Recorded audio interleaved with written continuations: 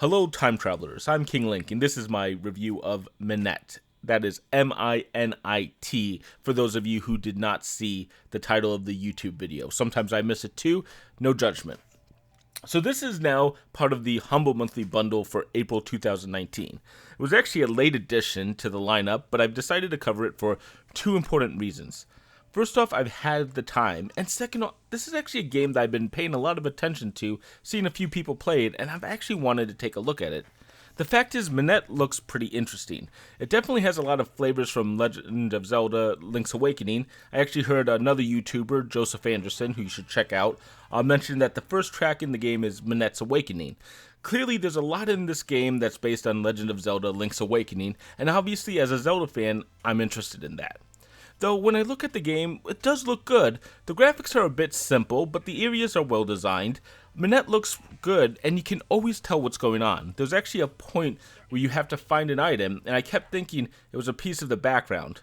Some items kind of blend in with Manette, but once I knew what I was looking for, I realized I had just missed it a couple times. And, Manette's story is actually a bigger problem for me. I want to preface this by saying there's really no story in Manette, and for a lot of games, I would just give this a pass, because not every game needs a story. But the more I think about this, the more I realize it probably is a problem in Manette's case. Manette has a system that's based on time loops, and you constantly are reliving the last 60 seconds over and over. Now, the issue I take with this is time loops as a gameplay concept isn't the most interesting part of them. When I think of the great time loop movies like Groundhog Day, Primer, maybe even Looper, truthfully I haven't seen that one, it's important for them to discuss the concept of the time loop and the time travel because that is what brings the viewer into the movie. You don't have to explain everything about it, leave some stuff vague so people can come up with their own ideas, but at least discuss the major rules so players are on the same level. Manette as a game, well, I often say games need video game stories, not movie stories. It's that Manette uses the concept of time loops without any story to kind of explain what it is, and that's the issue that I have. A lot of games have done time loop mechanics, but the thing is they usually have to devote a piece of their story to the explanation of that mechanic, like Sexy Brutal or a Half-Minute Hero, for example. So you can kind of develop their version of the concept and give the rules. Still, it might not be fair for me to call out Manette because I usually give games a pass on the story. But the reason why I do call it out is that the lack of the story harms the game. Like, when the use of the time loop especially could work the same for almost any game and just have like a roguelike item persistent or just players dying and being respawned. But there's a specific use of the time loop in the gameplay which isn't really explained in any story element, and to me, I think that's a complete missed opportunity that needs to be done properly so that they can use that idea of time loops effectively. Now, of course, this is just my take on it, but at the same time, I do think the game needed more by using the idea of the repeating day in some fashion. In fact, that's also a problem with the gameplay itself. Manette doesn't do anything consistently with its time loops, so at first you start and you're seeing stuff that can be completed and done permanently. There's actually a plant that needed to be watered on 3 consecutive days, and a bar owner who wants you to kill 5 crabs, and when you complete these tasks, you get the item, you're done with that piece of the game. However, Manette just keeps changing the rules as you go to the next piece. Here's a short list, not everything in the game, but you might have to move a block and that part of the game will reset every day. Snakes will respawn after a path is clear. However, when an enemy drops an item, that's a one-time drop and that stays with you. You can actually change your home base so that actually stays with the player.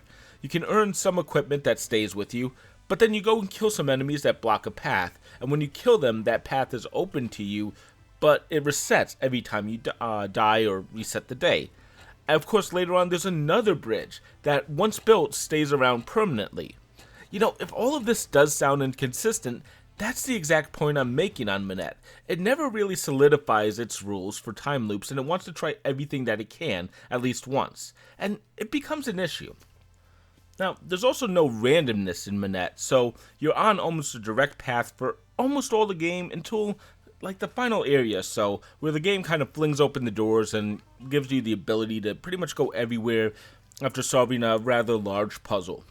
From there, there's many diverging paths, with only one of them actually leading to the final boss and the end of the game.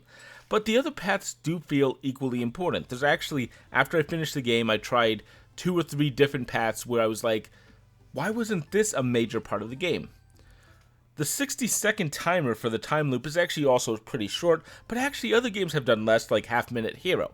I do like the shorter time because it creates an interesting system with how constrained it is, but since there's no way to pause the game, Manette actually can't expand on that system, and since you never get more time to your limit, you're stuck in that 60-second loop, whereas other games have found ways around that.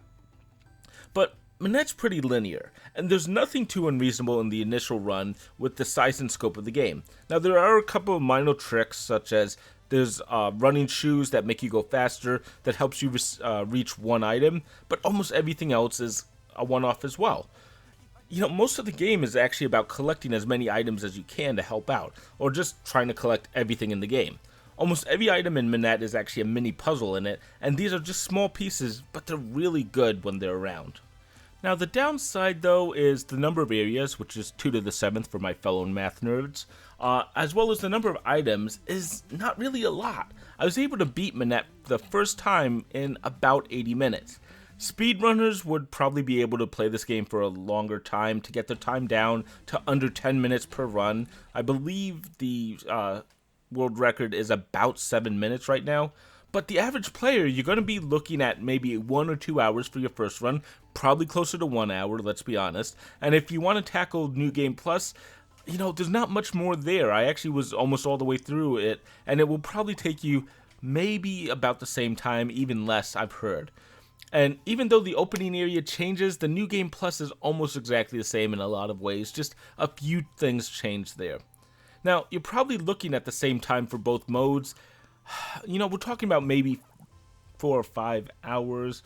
There is a third mode, but that one's going to be even quicker. I won't talk about that one right here. But I know this is a very quick review, but I think that's also a sign of what Manette's problem is. It's a very quick game. I like a lot of the concept of what Manette does. The problem is I can't help but think about Half Minute Hero, Legend of Zelda Majora's Mask, and the Sexy Brutale as I write this script for this video. The thing is, all 3 games does something similar to Manette, but I think each one does it maybe slightly better than Manette, and I hate saying this because the concept of time loops is really solid, and Manette's decent at it. However, without a story and without more gameplay, you know, $10 is a lot for Manette. It's an enjoyable experience, don't get me wrong, but it just needed to be judged on more than one interesting aspect of the entire game. I ultimately give Manette a 3 out of 5. And it's a shame to me because I really do like the idea at the core of the game, the time loops. It's just that Manette itself doesn't do enough with them, and ultimately that does hurt the experience. As a concept, it's really fun for as long as it lasts, but I want more.